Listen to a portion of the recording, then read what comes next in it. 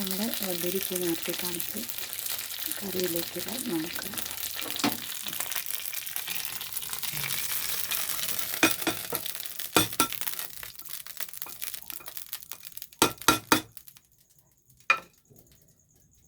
നമ്മുടെ വെള്ളരിക്ക കറി, നമ്മുടെ പുളിയോരയ്ക്ക കറി.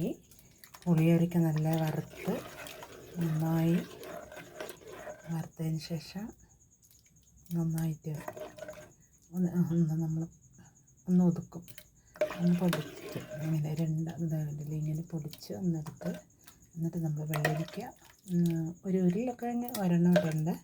പിന്നെ നമ്മൾ മല്ലി വേണമെങ്കിൽ ഇടാം, അല്ലെങ്കിൽ കുഴപ്പമില്ല. അങ്ങനെ നല്ല കറിയായി. നമ്മുടെ ചപ്പാത്തിക്കാണെങ്കിലും ദോശയാണെങ്കിൽ ദോശയ്ക്കോ ചപ്പാത്തിക്കോ ഒക്കെ കഴിക്കാം. ഇത് നമുക്ക് കഞ്ഞി എന്താ നമ്മുടെ വിഷുക്കഞ്ഞിയാണ് കുറച്ച് ഉണ്ടായിരുന്നതേ. വിഷുക്കഞ്ഞിയാണ്. ഇപ്പോൾ നമുക്ക് വിഷുക്കഞ്ഞി കുറച്ചധികം വയ്ക്കാനാണ് നമ്മൾ എടുത്ത് വെച്ച് ഇപ്പോൾ അത് നമ്മളൊന്ന് നല്ല തേങ്ങ ചെയ്തു, അതുപോലെ നല്ല പാൽക്കഞ്ഞി പോലെ ഉണ്ട്. തേങ്ങ നന്നായി ചിരവിയിട്ട് നമ്മുടെ പുളിയോരയ്ക്ക നല്ല വറുത്ത് പൊടിഞ്ഞ് നമ്മൾ മിക്സിയിലിട്ട് ഒന്ന് കറക്കി നല്ല ഇതാക്കി, പിന്നെ നമ്മൾ കഴുകിയെടുത്ത് നല്ല കുക്കറിൽ നല്ല ഒന്ന് വിസിൽ വരുത്തിയതിന് ശേഷം നല്ല പച്ചരിയാണ് അത് ഇട്ട് നമ്മൾ തേങ്ങ നന്നായി ചിരവി നെയ്യൊക്കെ നമ്മളുടെ വീട്ടിലുണ്ടാക്കിയ നെയ്യ് നമ്മളെ വീഡിയോയിലിട്ടുണ്ടായിരുന്നു നേരത്തെ, ഇപ്പോഴല്ല കുറച്ച് മുമ്പ് ഇട്ടിട്ടുണ്ട്. നമ്മൾ വീട്ടിലുണ്ടാക്കുന്ന നെയ്യ് അതിലാണ് അപ്പോൾ നമ്മുടെ കഞ്ഞി റെഡി.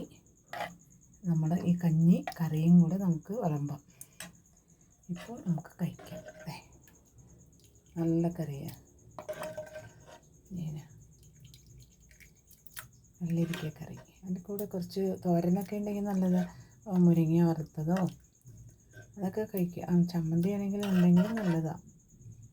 മാങ്ങ ചമ്മന്തിയോ തേങ്ങ ചമ്മന്തിയോ നല്ല കറിയല്ലേ, നല്ല ടേസ്റ്റ് ആയിട്ടിത്. അപ്പോൾ നമ്മുടെ വിഷുക്കഞ്ഞി റെഡി.